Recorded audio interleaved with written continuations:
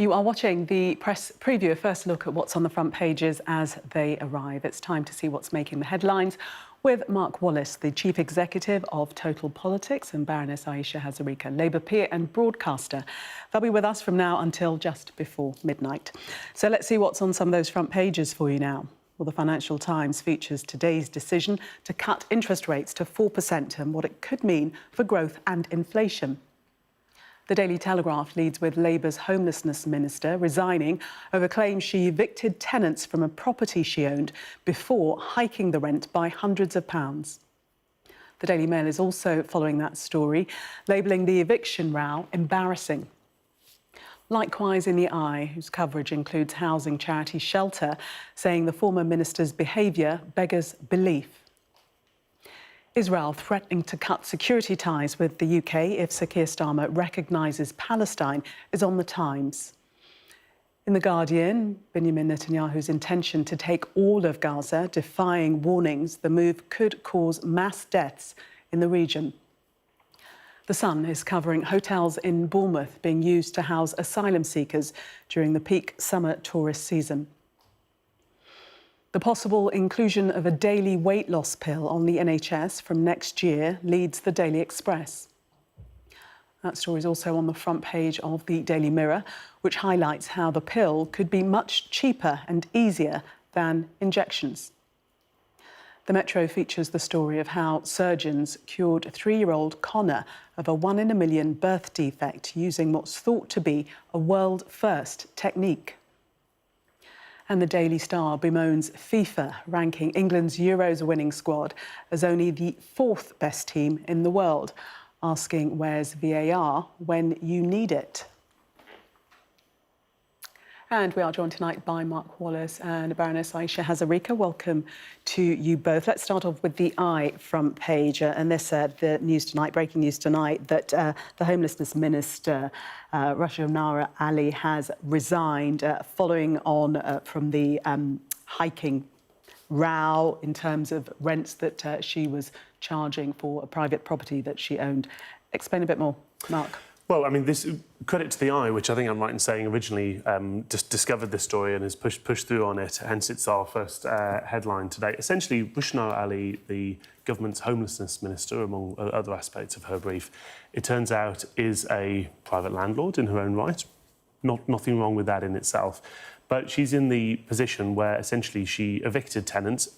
The account that she's given is that she evicted them in order to try to sell the property, didn't succeed in selling the property, and then a few weeks later put it back on the market with a £700 increase in rent. Now, her resignation letter to the Prime Minister notably doesn't say sorry. It points out that she's done things that she's allowed to do as a landlord, which I think is largely correct, although there's some allegations about her agents trying to charge various things they shouldn't have tried to charge when the eviction happened.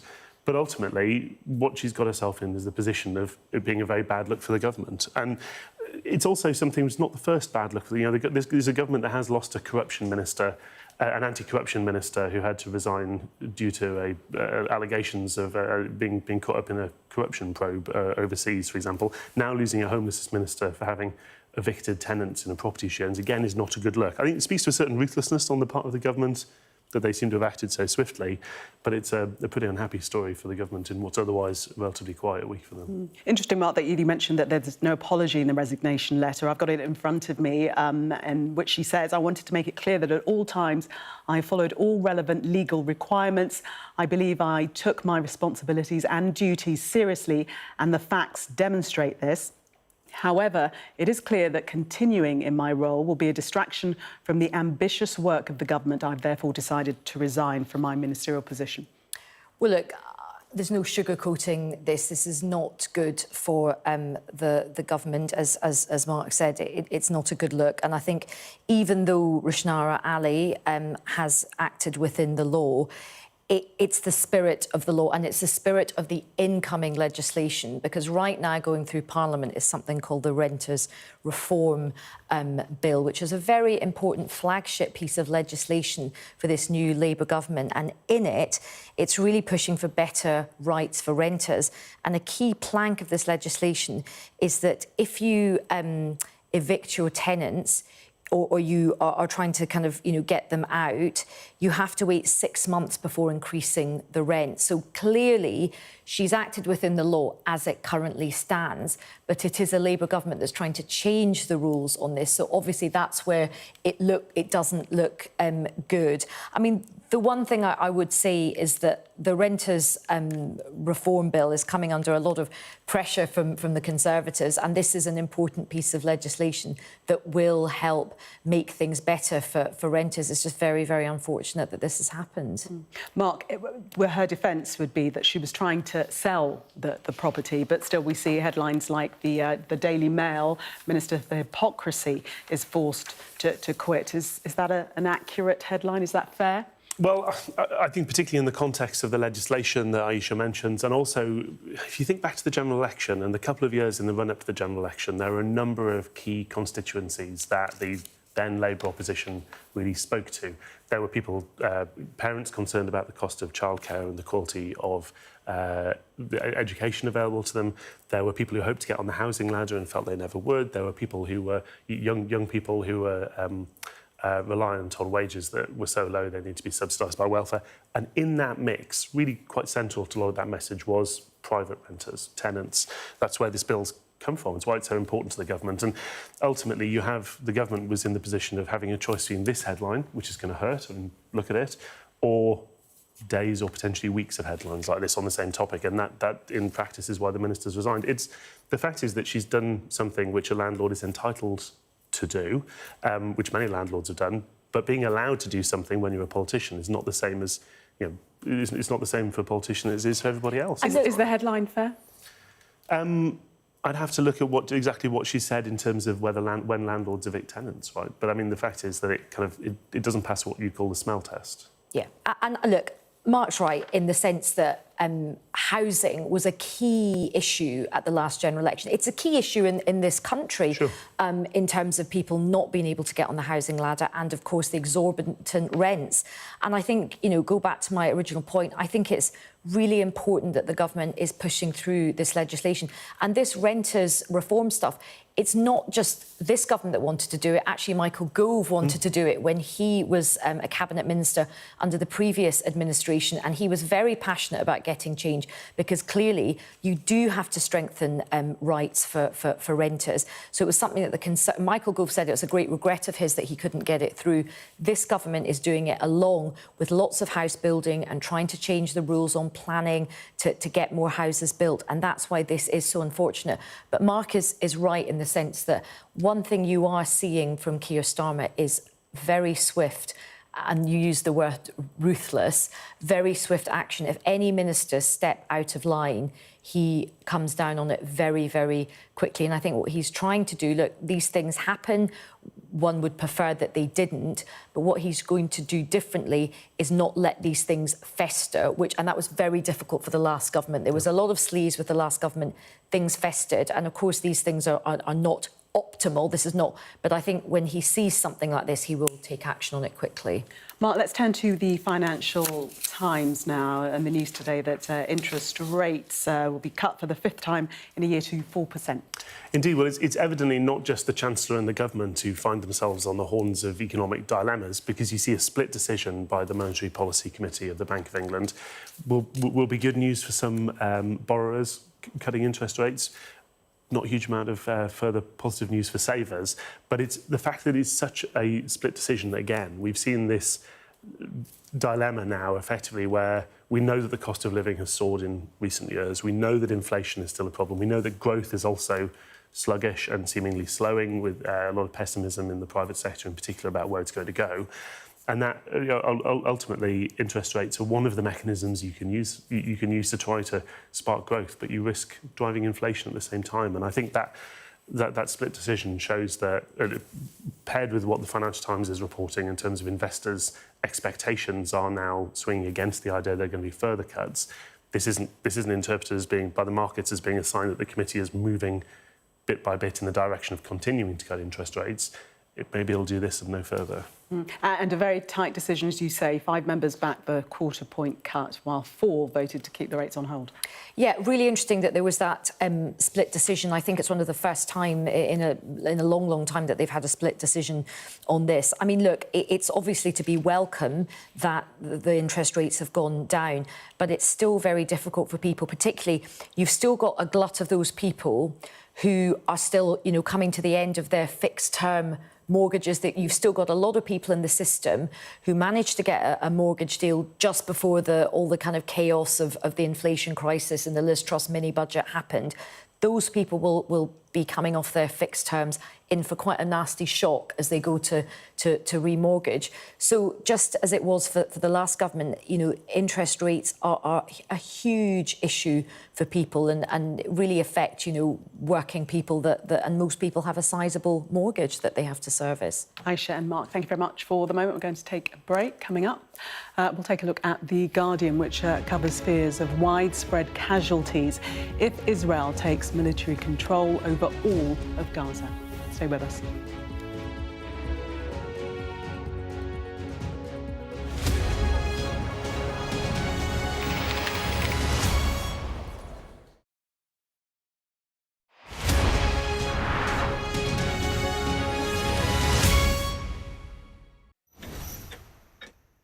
Go ahead, back white jacket. Deborah Haynes from Sky News. He called you Daddy earlier. No, Do you... he did it very affectionate. Daddy, you're my daddy. Thank you. Leicester is on its knees. They've ripped the soul out of my factory and there's nothing left. It is eerily quiet. It's constantly on the brink of capacity. There's overcrowding. It's not a new thing. It's rough. There's nothing to hide. Why aren't international journalists allowed in? Are you worried about escalation? Of course I'm worried about escalation, which is why my focus is on de-escalation. The region, I think, is on edge because they are anticipating a retaliation. Iran retaliates for the US attacks. Founding principle of the alliance, that an attack on one is an attack on all. Could Putin attack another NATO country within 5 years? I'm Cordelia Lynch, Sky's Asia correspondent based here in Bangkok. The only way they'll allow elections is if I'm inside jail or killed. I'm James Matthews and I'm Sky's US correspondent based here in Washington, D.C. Mr. Musk, has your ignorance and ego cost Ukrainian lives? Free, wherever you get your news. I'm Ivor Bennett, Sky's Moscow correspondent. Why do you support Vladimir Putin, Mr. Seagal? I'm Conor Gillis, Sky's Scotland correspondent. Sky News, the full story first. There's always more to the news than a headline. We want to discover, to delve a little deeper, to find out what's really going on. Explanation, analysis, the people at the heart of every story. I'm Neil Patterson, and this is the Sky News Daily Podcast. Alex Crawford joining us now from Ukraine. Their personal possessions are all scattered around the place. Our economics and data editor, Ed Conway, try and make sense of the big numbers for us. Things can change incredibly quickly, and that's what they have done. So, by the end, we'll hopefully all understand what's going on in the world just that little better. Available wherever you get your podcasts. I'm Stephen Murphy, and I'm Sky's Ireland correspondent based here in Dublin. The waters of Ireland and Britain should be home to great white sharks. If there are great white sharks in this area, there's no reason they wouldn't come here to feed. It's basically a buffet on a beach. This could be not only a record-breaking storm, but potentially the most dangerous storm ever to hit Ireland.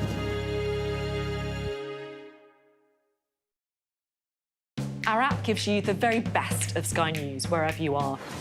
Breaking news, videos and analysis. Evidence of the crisis. Podcasts, watching us live. Live here from Washington. Wherever you get your podcast. All in one place. And all at just the touch of a screen. The Sky News app. Get the full story first.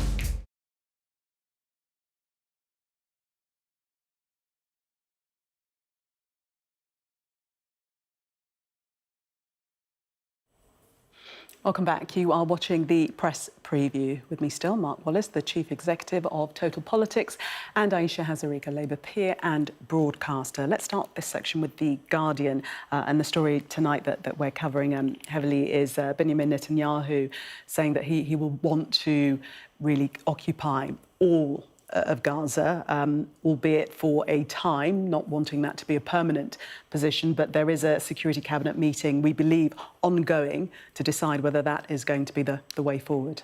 I mean, I just find this absolutely astonishing that, you know, we've got to the situation now where Netanyahu is saying that he wants to go in and take over all of Gaza and then just for... There won't be any of Gaza left. I mean, there hardly is any of Gaza left. And he says, you know, we only want to sort of do it for a short period of time, and then he'll give that he'll pass it over to friendly Arab nations. Well, who? You know, who has he had conversations with? You know, you can't just go in, destroy an entire region, you know, sort of starve and injure and maim and kill lots of people and then be like, right, well, over to you guys now.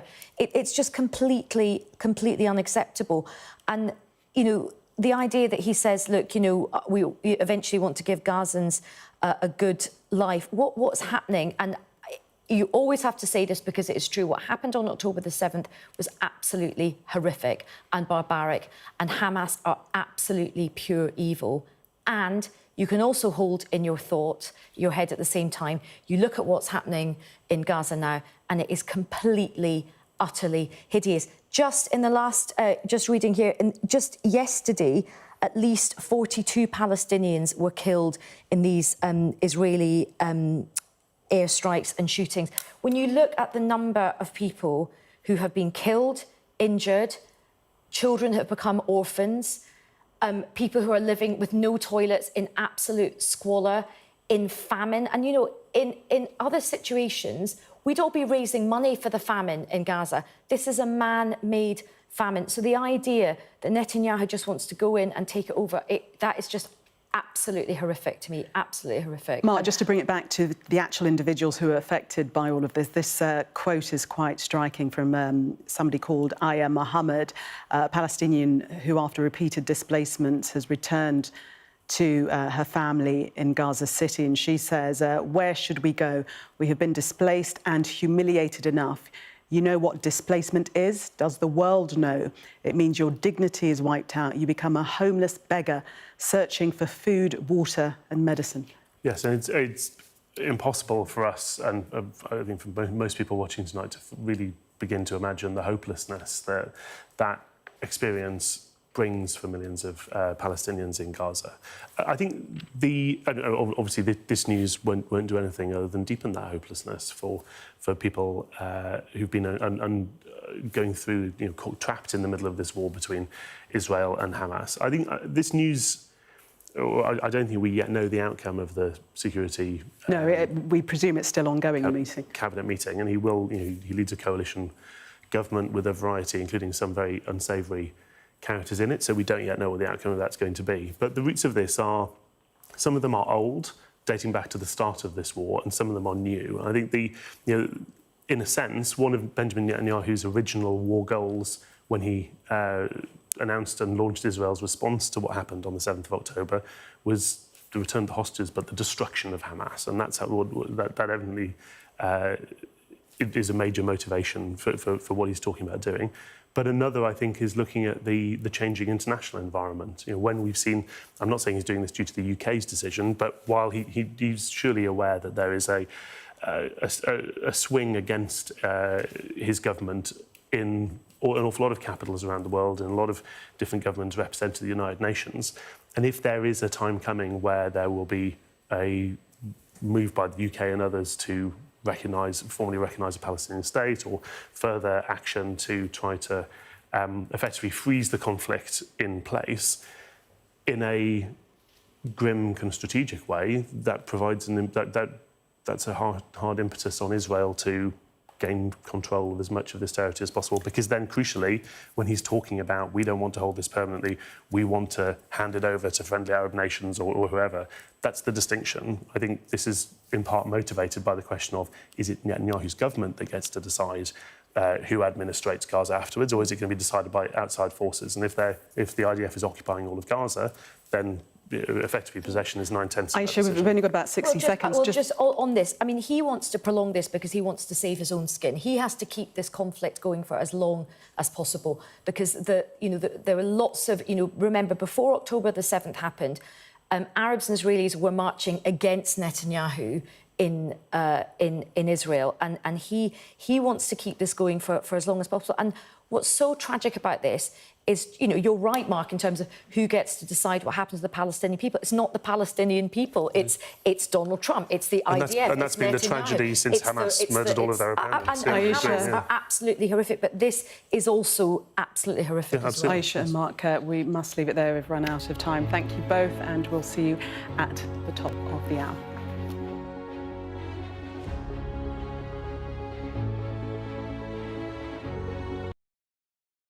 We are under Israeli military restrictions in terms of some of the things that we can film, but it's important to be in there. What a slow drive for the president as he approaches his golf club. 4 more years! Free wherever you get your news. I'm Mark Stone and I'm Sky's correspondent based here in Washington, D.C.